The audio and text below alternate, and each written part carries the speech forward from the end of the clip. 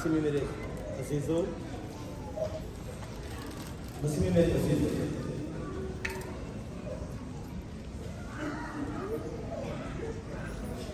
چار اناجیل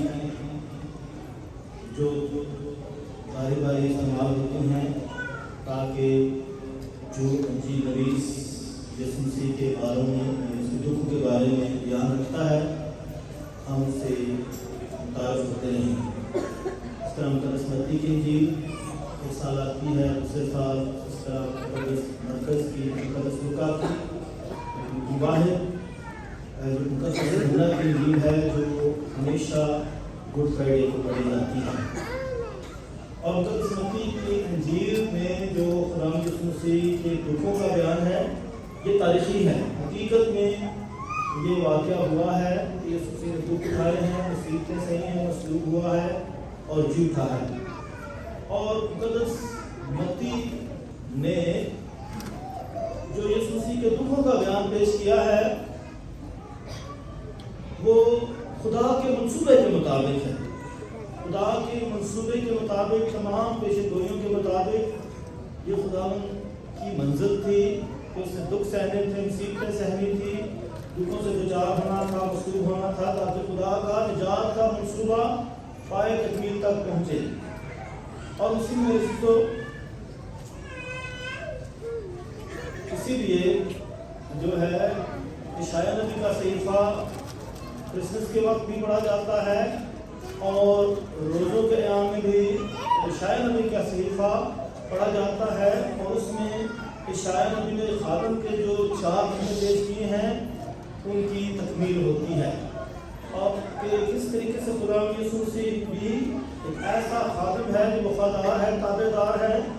اور اپنی مرضی نہیں بلکہ خدا کی مرضی کو پورا کرتا ہے۔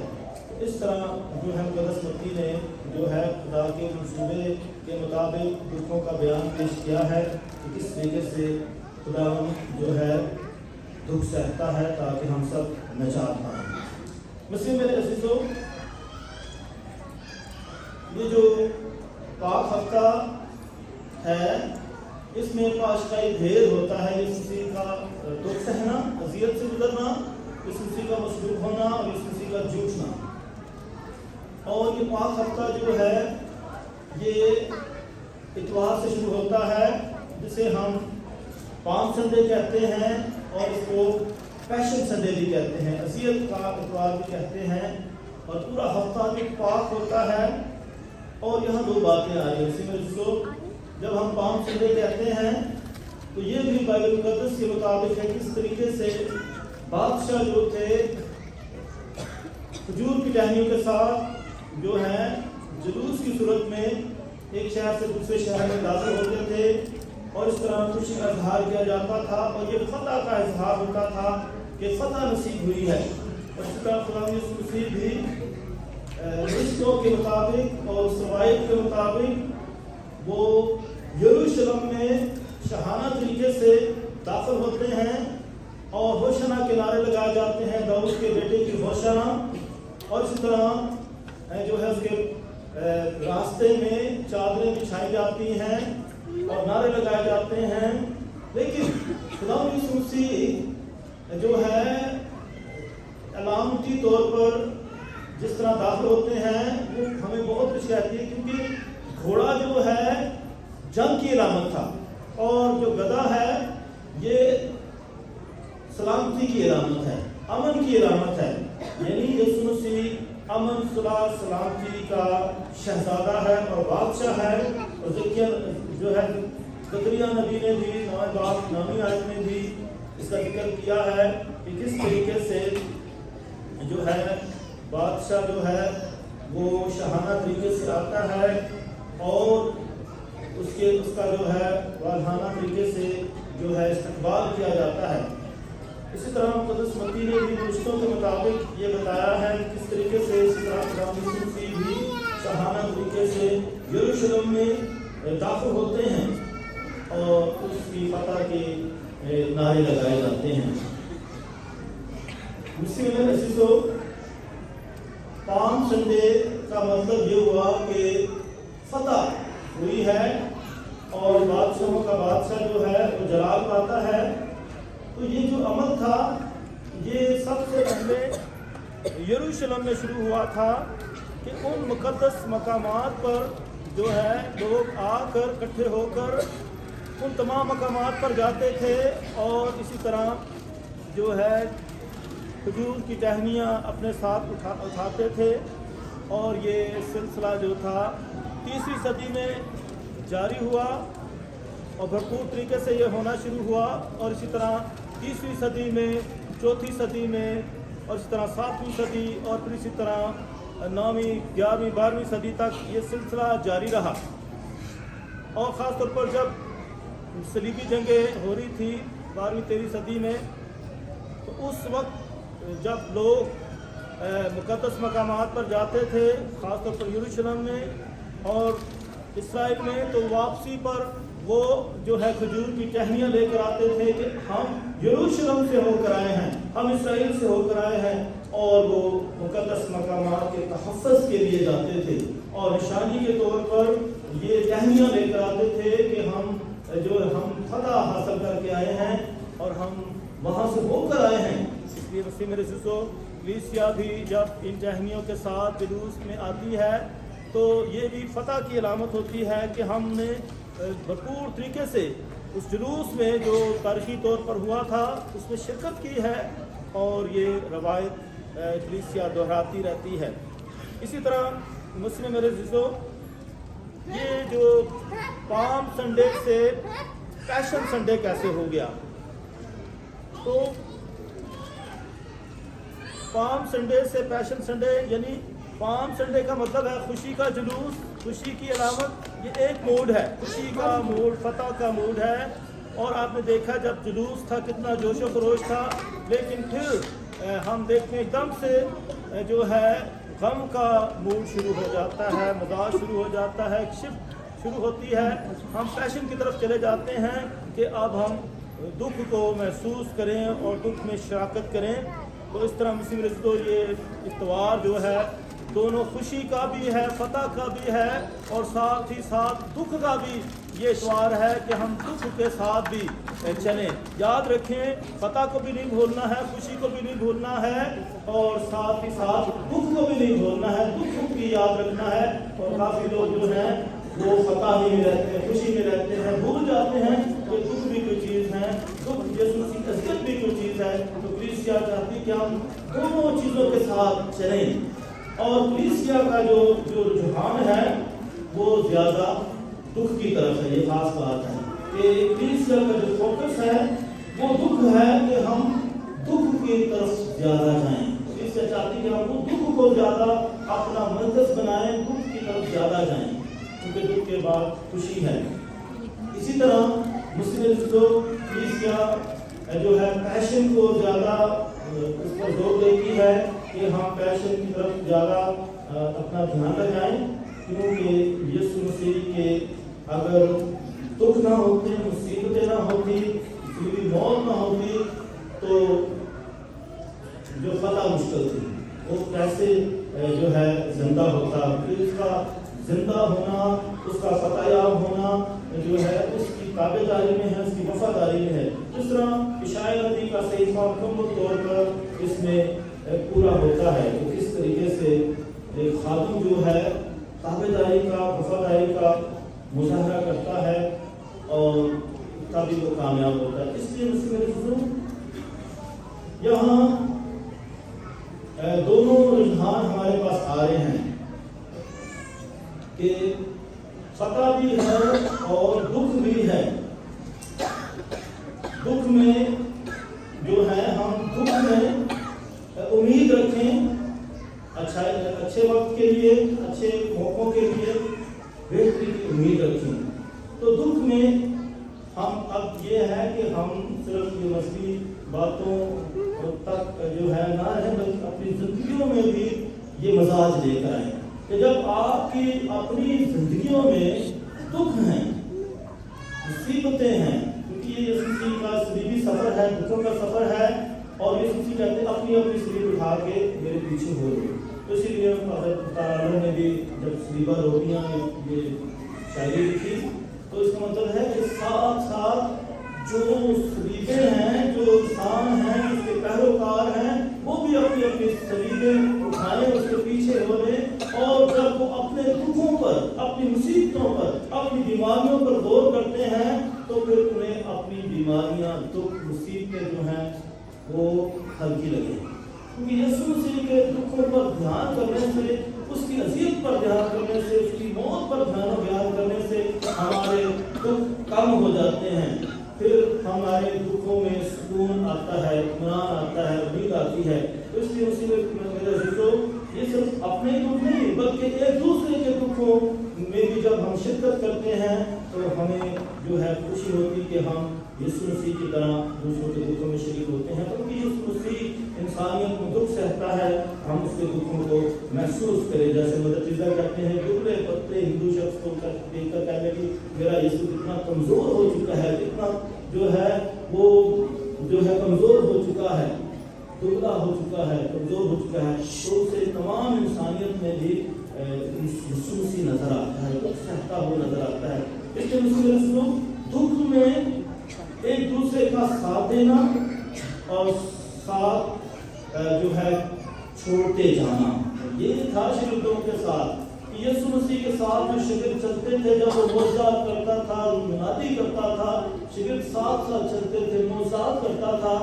اور پھر بعد میں جب دکھ آتے ہیں، مصیبتیں آتی ہیں تو شاگرد چھوڑتے جاتے ہیں۔ یہوذا اسکریوطی نے اس کو بیچ دیا، جیسے ایوب کے بیٹوں نے جو ہے یوسف کو بیچ دیا تھا، اس طرح سارا رشتوں کے مطابق تھا۔ اسی طرح اس طریقے سے شاگرد جو ہیں دکھ میں، مصیبتوں میں سے چھوڑ جاتے ہیں۔ یسوع مسیح تجربے سے گزر رہا تھا، اور یسوع مسیح کو پتا تھا کہ میرا یہ مصیبتیں ہیں، جو مسائل ہیں، یہ تکالیف ہیں، یہ بہت ضروری ہیں، اس کے بعد سکھ ہے اور فتح ہے۔ اور وہ اشعیا نبی کے صحیفے کو جانتا تھا، شریعت کو جانتا تھا، یہ رشتوں کے مطابق ہونا بہت ضروری ہے۔ اس لیے اس نے اپنے آپ کو خدا کی مرضی کے تابع کر دیا۔ اور اس کو یہ فرماتے ہیں کہ وہ اس نے اپنے آپ کو خالی کر دیا اور غلام کی ذات اختیار کر لی، تو مکمل طور پر یسوع مسیح بھی مکمل طور پر اپنے آپ کو خدا کے لیے، مرضی کے لیے وقف کر دیتا ہے۔ اس لیے مسیح میرے دوستو، دکھ میں مبتلا شخص کو تنہا کرتے جانا یا ساتھ نبھانا، یہ دونوں امتحان ہو سکتے ہیں، یا تو ہم تنہا چھوڑ دیتے ہیں یا پھر اس کا ساتھ نبھاتے رہتے ہیں، اس کا خیال رکھتے رہتے ہیں۔ اس میں وفاداری کا ثبوت دینا ہوتا ہے، حوصلہ دینا ہوتا ہے، تسلی دینا ہوتا ہے۔ تو اسی میں جو یہاں دو قسم کے شخص آئیں گے، ایک پیسمسٹ قسم کے لوگ ہوتے ہیں، یہ ایسے لوگ ہوتے ہیں جو بالکل منفی سوچ رکھتے ہیں، وہ کہتے ہیں کہ بس کوئی بھی کام کریں گے اس کا فائدہ نہیں ہونا ہے، کوئی بھی کسی بھی ان سے کوئی فائدے کی امید نہیں رکھ سکتے ہیں، اور نہ ہی کسی کو فائدہ دے سکتے ہیں، وہ کبھی بھی مطمئن نہیں ہوتے ہیں، خوش نہیں ہوتے ہیں، کسی کام میں نہ وہ صحیح طریقے سے کوئی رزلٹ نہیں دیتے ہیں، اور نہ ہی ان سے کوئی امید رکھی جا سکتی ہے کہ وہ اس سے نقصان ہی نقصان ہے، وہ کوئی تعاون بھی نہیں کرے گا، وہ کچھ بھی اس میں بے حص ہے، اس میں کچھ بھی نہیں کرنا، اسے کوئی فائدے کی امید نہیں رکھی جاتی۔ کیونکہ اس قسم کے لوگ ہوتے ہیں جو منفی سوچ کے ہوتے ہیں، اور دوسرے جو ایسے لوگ ہوتے ہیں جو آپٹمسٹ ہوتے ہیں، جو ہمیشہ مثبت سوچ کے ساتھ چلتے رہتے ہیں، دکھ مصیبتیں ہوں، پریشانیاں ہوں، وہ پھر بھی مستقبل میں گزارنے کے ساتھ چلتے رہتے ہیں، وہ ساتھ نہیں چھوڑتے ہیں، ان کی وفا ختم نہیں ہوتی ہے، ان کا پیار ختم نہیں ہوتا ہے، ان کی خدمتیں اور ہمدردیاں ختم نہیں ہوتی ہیں، کیونکہ وہ امید رکھتے ہیں بہتر دنوں کی، اچھائی کی امید رکھتے ہیں، کامیابی کی امید رکھتے ہیں۔ اس لیے اسی میں کو مایوسی کی زندگی بسر کرنا، ناکامی کا احساس رکھنا، تباہی اور نقصان کو سر پر سوار کرتے رہنا، یا امید کا دامن تھامے رکھنا، امید کے ساتھ چلتے رہنا، وقت اچھا بھی آئے گا، نہ صرف بننے کا